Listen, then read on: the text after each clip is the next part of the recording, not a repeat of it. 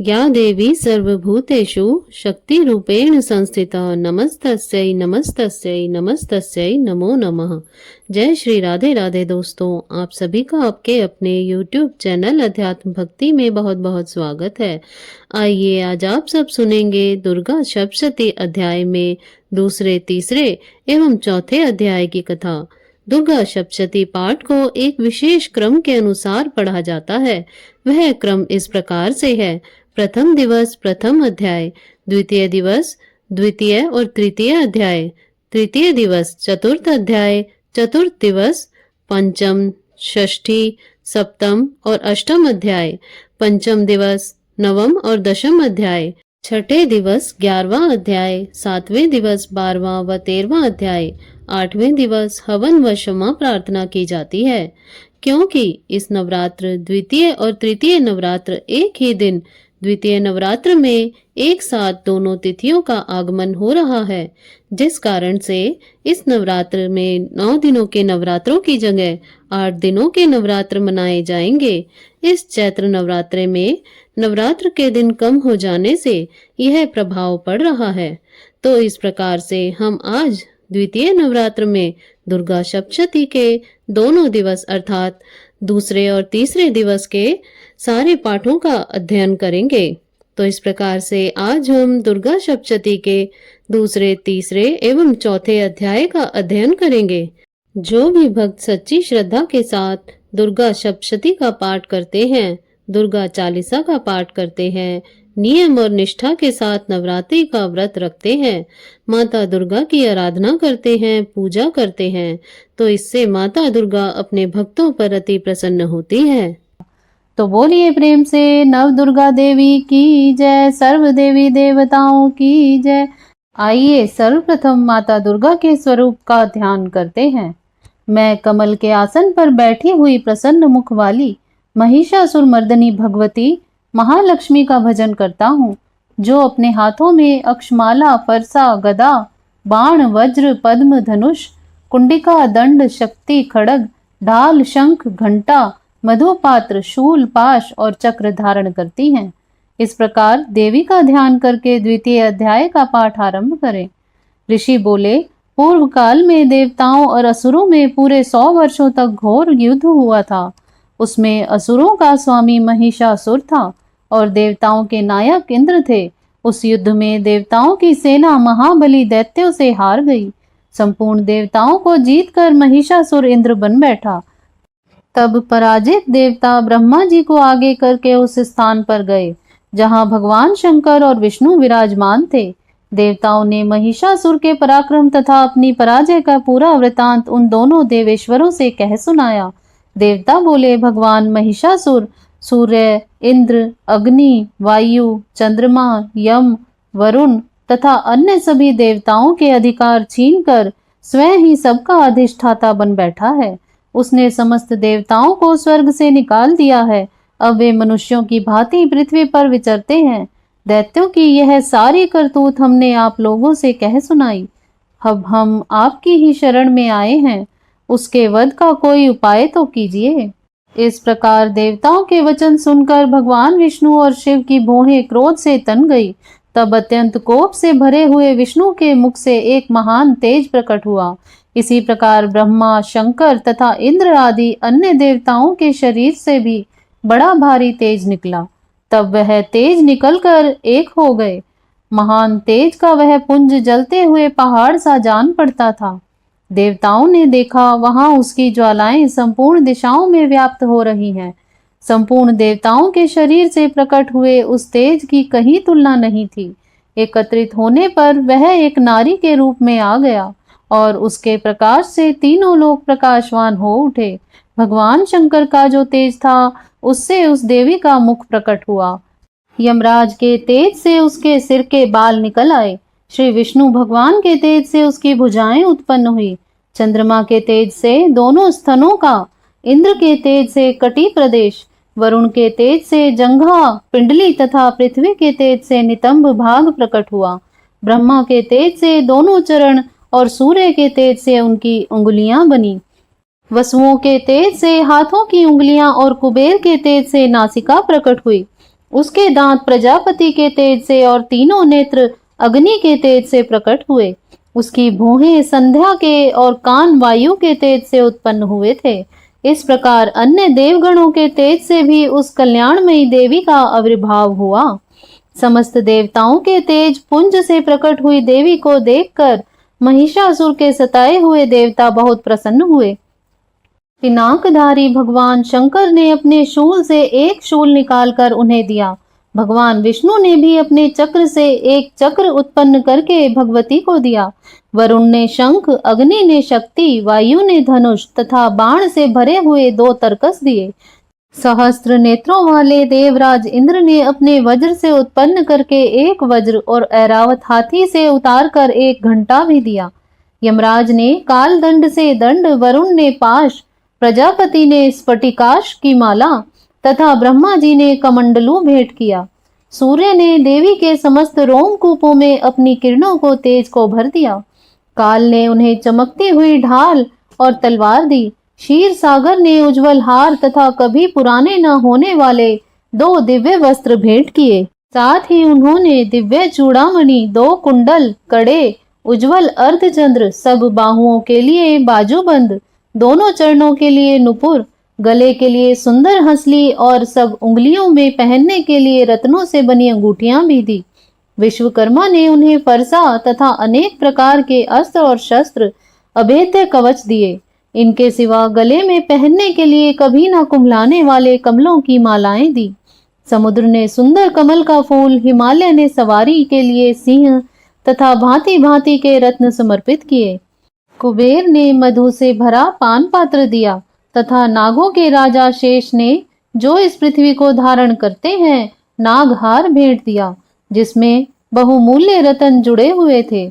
इस प्रकार अन्य देवताओं ने भी आभूषण और अस्त्र शस्त्र देकर देवी का सम्मान किया।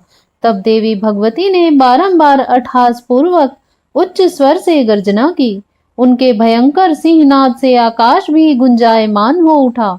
उसकी प्रतिध्वनि से संपूर्ण विश्व में हलचल मच गई और समुद्र कांप उठे।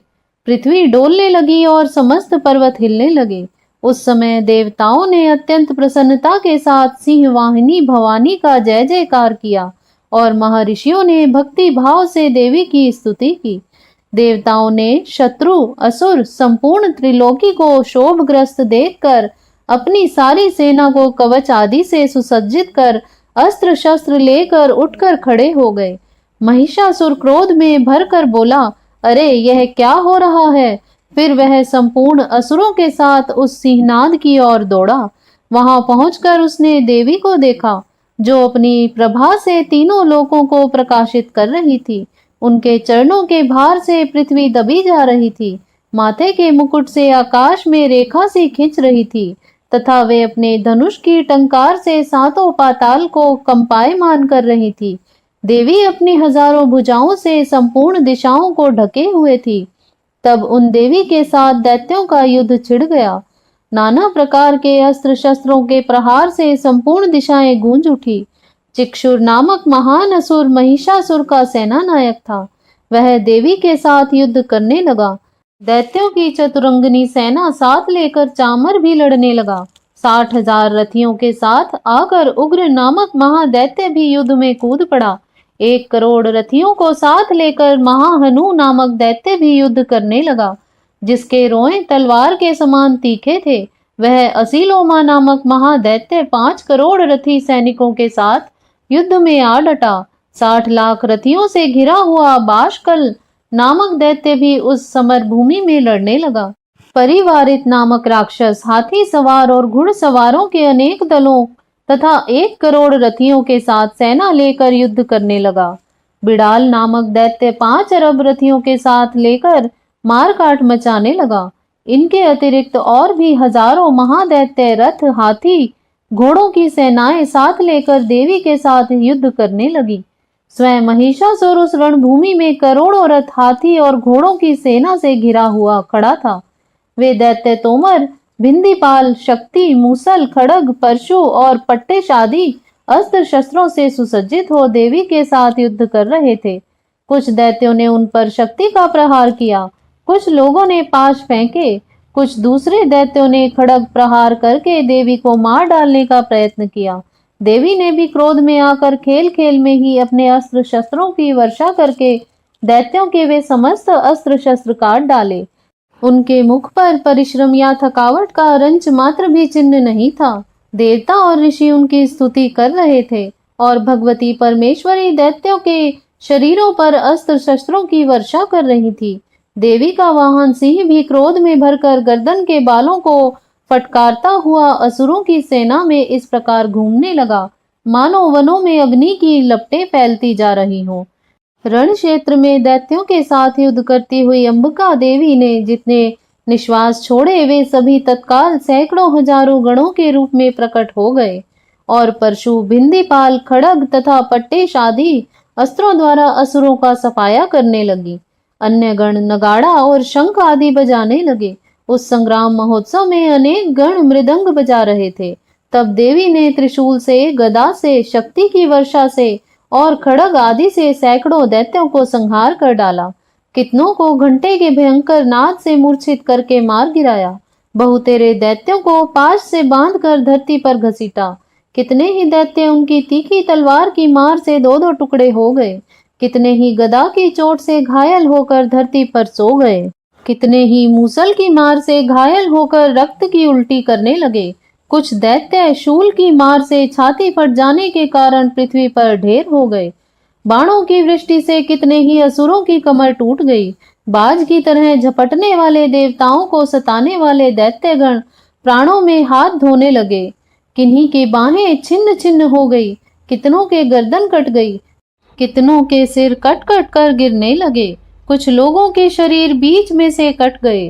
कितने ही असुर जांघें कट जाने से पृथ्वी पर गिर पड़े। कितनों को ही देवी ने एक बाह और एक पैर और एक नेत्र वाले कर दो टुकड़ों में चीर डाला।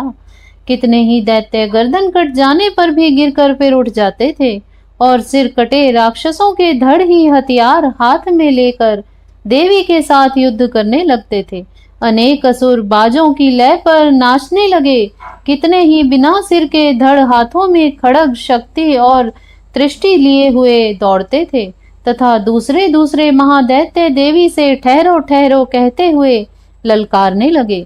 जहां वह महायुद्ध हुआ था वहां की धरती देवी के गिराए हुए रथ, हाथी, घोड़े और असुरों की लाशों से ऐसी पट गई थी कि वहां चलना फिरना असंभव हो गया था। दैत्यों की सेना के हाथी, घोड़े और असुरों के शरीरों से इतनी अधिक मात्रा से रक्तपात हुआ था कि वहां खून की नदियां बहने लगी। जगदम्बा ने असुरों की विशाल सेना को क्षण भर में नष्ट कर दिया। ठीक उसी तरह जैसे घास और लकड़ी के भारी ढेर को आग कुछ ही क्षणों में जलाकर राख कर देती है, देवी का सिंह भी गर्दन के बालों को फटकार फटकार कर जोर जोर से गरजता हुआ दैत्यों के शरीरों से मानो उनके प्राण चुन रहा हो, इस प्रकार घूमने लगा। वहां देवी के गणों ने भी उन महाअसुरों के साथ ऐसा युद्ध किया जिससे देवतागण प्रसन्न होकर आकाश से फूलों की वर्षा करने लगे। इस प्रकार से महिषासुर सेना का वध नामक दूसरा अध्याय पूरा हुआ। तो बोलिए प्रेम से माता दुर्गा की जय, नव दुर्गा देवी की जय। तो आइए सुनते हैं तीसरे अध्याय की कथा। तो बोलिए प्रेम से नव दुर्गा देवी की जय, सर्व देवी देवताओं की जय, माता दुर्गा की जय। आइए सबसे पहले माता दुर्गा का ध्यान करते हैं। जगदम्बा के श्री अंगों की कांति उदय काल के सहस्त्र सूर्य के समान है। वे लाल रंग की रेशमी साड़ी पहने हुए हैं। उनके गले में मुंड माला शोभा पा रही हैं। दोनों स्तनों पर रक्त चंदन का लेप लगा है। वे अपने कर कमलों में जप मालिका, विद्या और अभय तथा वर नामक मुद्राएं धारण किए हुए हैं। 3 नेत्रों से सुशोभित मुखार विंद की बड़ी शोभा हो रही है। ऐसी देवी को मैं भक्ति पूर्वक प्रणाम करता हूँ। इस प्रकार देवी के स्वरूप का ध्यान करके तीसरे अध्याय का पाठ आरंभ करें। ऋषि बोले, दैत्यों की सेना को इस प्रकार तहस नहस होते देख दैत्य सेनापति चिक्षुर क्रोध में भरकर स्वयं ही अंबिका देवी से युद्ध करने के लिए आगे बढ़ा। उसने रणभूमि में देवी के ऊपर इस प्रकार बाणों की वर्षा की जैसे बादल मेरू पर्वत के शिखर पर पानी की धार बरसा रहा हो। तब देवी ने अपने बाणों से उसके बाण समूह को काटकर उसके घोड़ों और सारथी को भी मार डाला। साथ ही उसके धनुष तथा अत्यंत ऊंची ध्वजा को भी काट गिराया। धनुष कट जाने पर उसके अंगों को अपने बाणों से बींध डाला। धनुष, रथ, घोड़े और सारथी के नष्ट हो जाने पर वह असुर ढाल और तलवार लेकर पैदल ही देवी की ओर दौड़ा। उसने पैनी धार वाली तलवार से सिंह के मस्तक पर चोट करके देवी की बाईं भुजा में बड़े वेग से प्रहार किया। हे राजन, देवी की बाह पर पहुंचते ही वह तलवार टूट गई। फिर तो क्रोध से लाल लाल आंखें करके उस राक्षस ने शूल हाथ में लिया और उसे भद्रकाली के ऊपर चलाया। वह शूल आकाश से गिरते हुए सूर्यमंडल की भांति चमक रहा था। उस शूल को अपनी ओर आते देख देवी ने भी अपना शूल चलाया। उससे राक्षस के शूल के सैकड़ों टुकड़े हो गए। साथ ही महादैत्य चिक्षुर की भी धज्जियां उड़ गईं। उसके प्राण निकल गए। महिषासुर के पराक्रमी सेनापति चिक्षुर के मर जाने पर देवताओं को सताने वाला चामर नामक दैत्य हाथी पर चढ़कर आया। उसने भी देवी के ऊपर शक्ति का प्रहार किया, किंतु जगदम्बा ने उसे अपने हुंकार से ही आहत कर एवं निष्प्रभ करके तत्काल भूमि पर गिरा दिया। शक्ति टूटकर गिरी हुई देखकर चामर को बड़ा क्रोध हुआ। अब उसने शूल चलाया, किंतु देवी ने उसे भी अपने बाणों द्वारा काट डाला। इतने में ही देवी का सिंह उछलकर हाथी के मस्तक पर चढ़ बैठा और उस दैत्य के साथ खूब जोर लगाकर महायुद्ध करने लगा। वे दोनों लड़ते लड़ते हाथी से पृथ्वी पर आ गए और एक दूसरे पर बड़े भयंकर प्रहार करते हुए लड़ने लगे। तब सिंह बड़े वेग से ऊपर को उछला और उधर से गिरते समय उसने पंजों की मार से चामर का सिर धड़ से अलग कर दिया। इस प्रकार उदग्र भी शिला और वृक्ष आदि की मार खाकर रणभूमि में देवी के हाथ से मारा गया तथा कराल भी दांतों, मुक्कों और थप्पड़ों की चोट से धराशायी हो गया। क्रोध से भरी हुई देवी ने गदा की चोट से उद्दत का कचूमर निकाल डाला। भिंदीपाल से वाशकल को तथा बाणों से ताम्र और अंधक को मौत के घाट उतार दिया। 3 नेत्रों वाली परमेश्वरी ने त्रिशूल से उग्रासय, उग्रवीर्य तथा महाहनु नामक दैत्य को मार डाला। तलवार के प्रहार से विडाल के सिर को धड़ से अलग कर दिया। दुर्धर और दुर्मुख नामक राक्षसों दोनों को भी बाणों से यमलोक भेज दिया। इस प्रकार अपनी सेना का संहार होता देख महिषासुर ने भैंसे का रूप धारण करके देवी के गणों को त्रास देना आरंभ कर दिया। किन्हीं को थुथून से मारकर, किन्हीं के ऊपर खुरों का प्रहार करके, किन्हीं किन्हीं की पूंछ से चोट पहुंचाकर, कुछ को सींगों से फाड़कर, कुछ गणों को वेग से, किन्हीं को सिंहनाद से, कुछ को चक्कर देकर, कितनों को निश्वास वायु के झोंके से धरती पर गिरा दिया। इस प्रकार गणों की सेना को गिराकर वह असुर देवी के सिंह को मारने के लिए झपटा। इससे जगदम्बा को बड़ा क्रोध आया। उधर महापराक्रमी महिषासुर भी क्रोध में भरकर धरती को खुरों से खोदने लगा तथा अपने सींगों से ऊंचे ऊंचे पर्वतों को उठाकर फेंकने और गरजने लगा। उसके वेग से चक्कर देने के कारण पृथ्वी शुद्ध होकर फटने लगी। उसकी पूंछ से टकराकर समुद्र सब ओर से धरती को डुबोने लगा। हिलते हुए सिंहों के आघात से बादलों के टुकड़े टुकड़े हो गए। उसके श्वास की प्रचंड वायु के वेग से उड़े हुए सैकड़ों पर्वत आकाश से गिरने लगे। इस प्रकार क्रोध में भरे हुए उस महादैत्य को अपनी ओर आता देख चंडिका उसका वध करने के लिए क्रोध में भर गई। उन्होंने पाश फेंक कर उस महान असुर को बांध लिया। उस महासंग्राम में बंध जाने पर वह भैंसे का रूप त्याग कर तत्काल सिंह के रूप में प्रकट हो गया। उस अवस्था में जगदम्बा ज्यों ही उसका मस्तक काटने के लिए उद्यत हुई, त्यों ही वह खड़गधारी पुरुष के रूप में दिखाई देने लगा। तब देवी ने तुरंत ही बाणों की वर्षा करके ढाल और तलवार के साथ उस पुरुष को भी भींद डाला। तब उस दैत्य ने एक विशाल हाथी का रूप धारण कर लिया तथा अपनी सूंड से देवी के विशाल सिंह को खींचने और गरजने लगा। खींचते समय देवी ने तलवार से उसकी सूंड काट डाली। तब वह दैत्य पुनः भैंसे का शरीर धारण करके चराचर प्राणियों सहित तीनों लोकों को सताने लगा। तब क्रोध से भरी हुई जगदम्बा चंडिका बारंबार उत्तम मधु का पान करके और लाल आंखें करके हंसने लगी। उधर वह बल और पराक्रम के मद से उन्मत्त हुआ राक्षस गरजने लगा और अपने सींगों से चंडी के ऊपर पर्वतों को फेंकने लगा। उस समय देवी अपने बाणों से उसके फेंके हुए पर्वतों को चूर्ण करती हुई बोली। बोलते समय उनका मुख मधु के मद से लाल हो रहा था और वाणी लड़खड़ा रही थी। देवी ने कहा, अरे मूढ़, जब तक मैं जी भरकर मधु पान न कर लूं तब तक तू क्षण भर के लिए खूब गर्ज ले। मेरे हाथ से यही तेरी मृत्यु हो जाने पर अब शीघ्र ही देवता भी गर्जना करेंगे।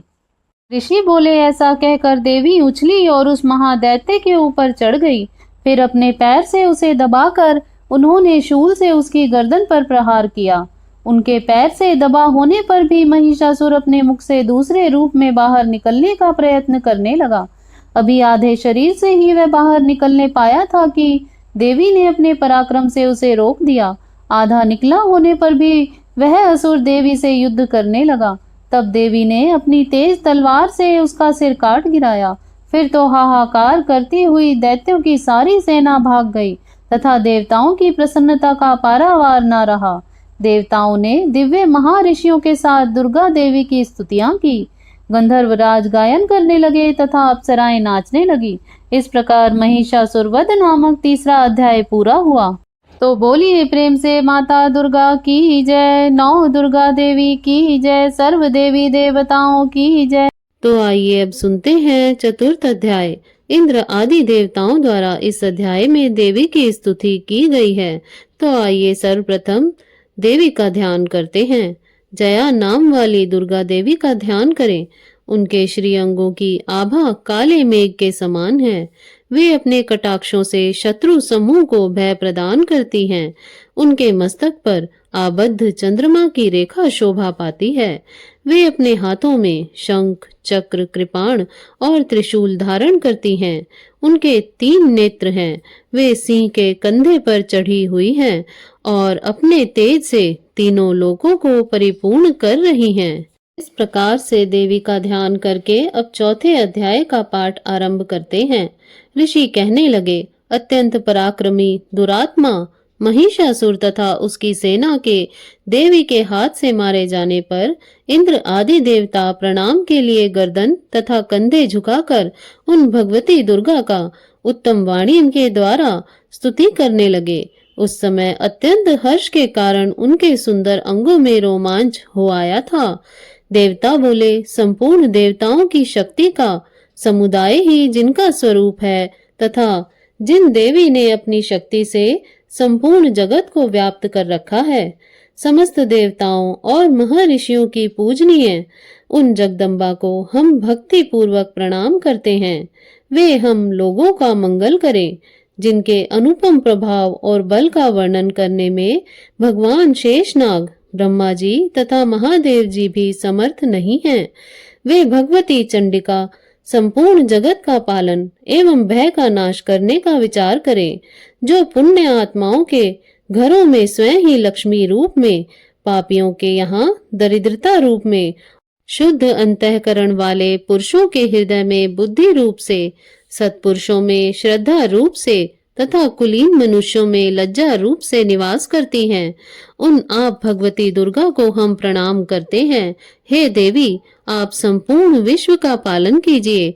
मातेश्वरी, आपके इस अचिंत्य रूप का, असुरों का नाश करने वाले भारी पराक्रम का तथा समस्त देवताओं और दैत्यों के समक्ष युद्ध में प्रकट किए हुए आपके अद्भुत चरित्रों का वर्णन हम किस प्रकार कर सकते हैं। आप संपूर्ण जगत की उत्पत्ति का कारण हैं। आप में सत्व गुण, रजोगुण, तमोगुण ये तीनों गुण मौजूद हैं, तो भी दोषों के साथ आपका संसर्ग नहीं जान पड़ता है। हम तो क्या विष्णु और महादेव आदि देवता भी आपका पार नहीं पा सकते हैं। आप ही सबका आश्रय हैं। यह समस्त जगत आपका अंशभूत है, क्योंकि आप सबकी आदिभूत अव्याकृता परा प्रकृति हैं। हे देवी, संपूर्ण यज्ञों में जिनके उच्चारण से सब देवता तृप्त होते हैं, वह स्वाहा आप ही हैं। पितरों की भी तृप्ति का कारण आप ही हैं। अतएव सब लोग आपको स्वधा भी कहते हैं। देवी, जो मोक्ष की प्राप्ति का साधन है, अचिंत्य महाव्रत स्वरूपा है, समस्त दोषों से रहित जितेंद्रिय तत्व को ही सार वस्तु मानने वाले तथा मोक्ष की अभिलाषा रखने वाले मुनिजन जिसका अभ्यास करते हैं वह भगवती पराविद्या आप ही हैं। आप शब्द रूपा हैं। परम पवित्र ऋग्वेद, यजुर्वेद तथा उद्गीत के पदों के पाठ से युक्त सामवेद का भी आधार आप ही हैं। आप देवी वेद त्रयी देवी हो और छहों ऐश्वर्यों से संपन्न भगवती हैं।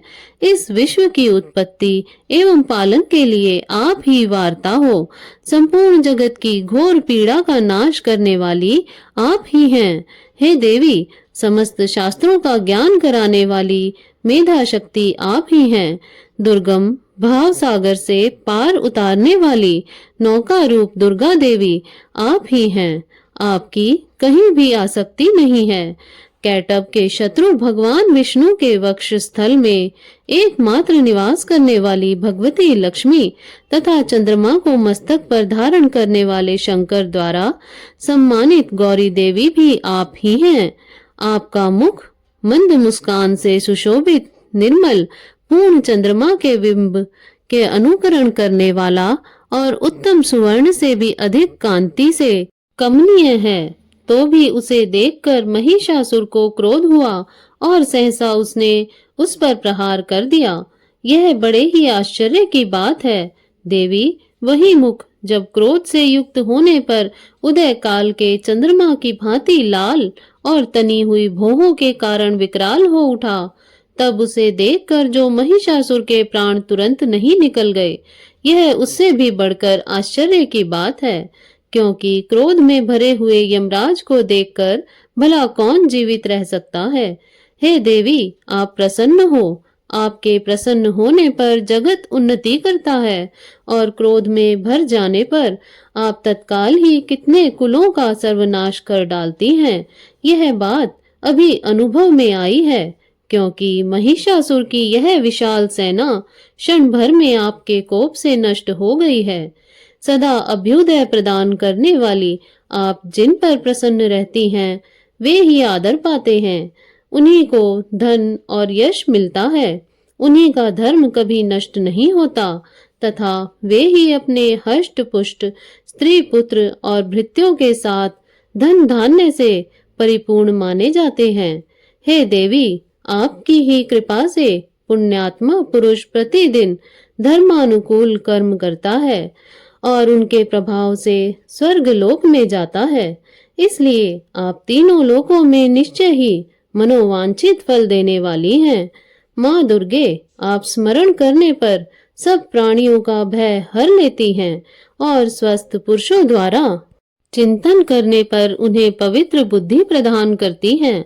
दुख, दरिद्रता और भय हरने वाली देवी, आपके सिवा दूसरी कौन है जिसका चित्त सबका उपकार करने के लिए सदा ही दयाद्र रहता हो। देवी, इन राक्षसों के मारने से संसार को सुख मिले तथा ये राक्षस चिरकाल तक नरक में रहने के लिए भले ही पाप करते रहे हों, इस समय संग्राम में मृत्यु को प्राप्त होकर स्वर्ग लोक में जाएं, निश्चय ही यही सोचकर आप शत्रुओं का वध करती हैं। आप शत्रुओं पर शस्त्रों का प्रहार क्यों करती हैं? समस्त असुरों को दृष्टिपात मात्र से ही भस्म क्यों नहीं कर देती हैं? इसमें एक रहस्य है। ये शत्रु भी हमारे शास्त्रों से पवित्र होकर खड्ग के तेज पुंज की भयंकर दीप्ति से तथा आपके त्रिशूल के अग्रभाग की घनीभूत प्रभा से चौंधिया कर जो असुरों की आंखें फूट नहीं गई, उसमें कारण यही था कि वे आपके चंद्रमा जैसे सुंदर मुख का दर्शन करने में लगे रहते थे। अस्त्रों की ओर उनकी दृष्टि ही नहीं थी। देवी, आप शील स्वभाव, दुराचारियों के दुष्ट स्वभाव दूर करने वाली हैं।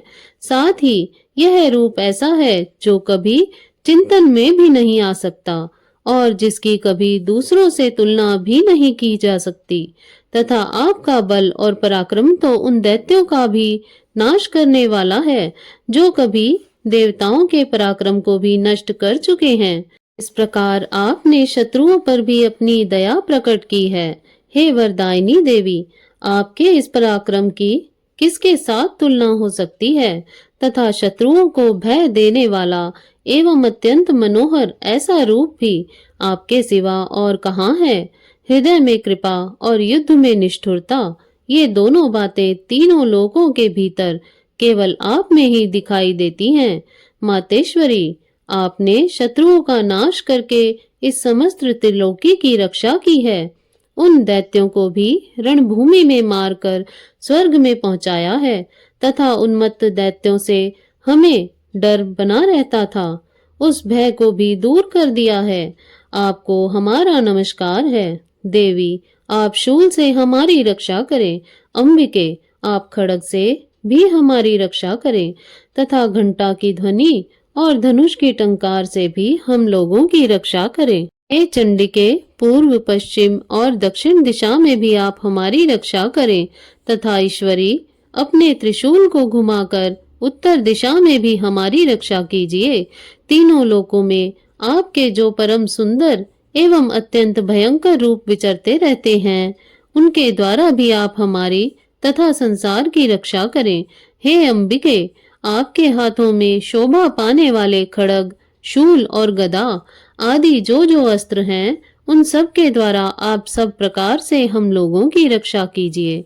ऋषि बोले, इस प्रकार जब देवताओं ने देवी दुर्गा की स्तुति की और नंदन वन के दिव्य पुष्पों एवं गंध चंदन आदि के द्वारा उनका पूजन किया, फिर सबने मिलकर जब भक्ति पूर्वक दिव्य धूपों की सुगंध निवेदन की और प्रणाम करने लगे, तब देवी प्रसन्न होकर देवताओं से कहने लगी, देवताओं, तुम सब लोग मुझसे जिस वस्तु की अभिलाषा रखते हो उसका वर मांग लो। देवता बोले, हे भगवती, आपने हमारी सब मनोकामनाएं पूर्ण कर दी हैं। अब मांगने को कुछ भी नहीं बाकी है, क्योंकि हमारे इस परम शत्रु महिषासुर को आपने मार ही दिया है। हे महेश्वरी, इतने पर भी यदि आप हमें और वर देना चाहती हैं, तो यह वर दीजिए कि हम जब जब आपका स्मरण करें, तब तब आप दर्शन देकर हम लोगों के संकट दूर कर दिया करें तथा हे प्रसन्न मुखी मातेश्वरी, जो मनुष्य इन स्तोत्रों से द्वारा आपकी स्तुति करे, उसे धन समृद्धि और वैभव देने के साथ ही उनकी धन और स्त्री आदि संपत्ति को भी बढ़ाने के लिए आप सदा हम पर प्रसन्न रहें। ऋषि बोले, हे राजन, देवताओं ने जब अपने तथा जगत के कल्याण के लिए वर मांगा, तब तथास्तु कहकर देवी भद्रकाली वहीं अंतर ध्यान हो गई। हे राजन, पूर्व काल में तीनों लोकों का हित चाहने वाली देवी जिस प्रकार देवताओं के शरीरों से प्रकट हुई थी, वह सब कथा मैंने कह सुनाई है। अब पुनः देवताओं का उपकार करने वाली वे देवी दुष्ट दैत्यों तथा शुंभ निशुंभ का वध करने एवं तीनों लोकों की रक्षा करने के लिए गौरी देवी के शरीर से जिस प्रकार प्रकट हुई थी, वह सब प्रसंग ध्यान से सुनो। चक्रादि स्तुति नामक चौथा अध्याय पूरा हुआ। तो बोलिए प्रेम से माता दुर्गा की जय, नौ दुर्गा देवी की जय, सर्व देवी देवताओं की जय। इस प्रकार से जो भी भक्त सच्ची श्रद्धा के साथ, नियम और निष्ठा के साथ दुर्गा सप्तशती का पाठ करते हैं, तो माता दुर्गा उन पर अपनी कृपा प्रदान करती हैं। तो आशा करती हूँ आपको यह कथा श्रवण अच्छी लगी होगी। ऐसे ही ज्ञानवर्धक जानकारियाँ प्राप्त करते रहने के लिए, व्रत पूजा आदि के बारे में जानने के लिए यदि आप चैनल पर पहली बार आए हैं तो चैनल को सब्सक्राइब कर लें, ताकि आने वाली वीडियो की नोटिफिकेशन आपको समय से मिलती रहे। वीडियो को लाइक करें, शेयर करें। सुखी रहें, स्वस्थ रहें। जय श्री राधे राधे। धन्यवाद।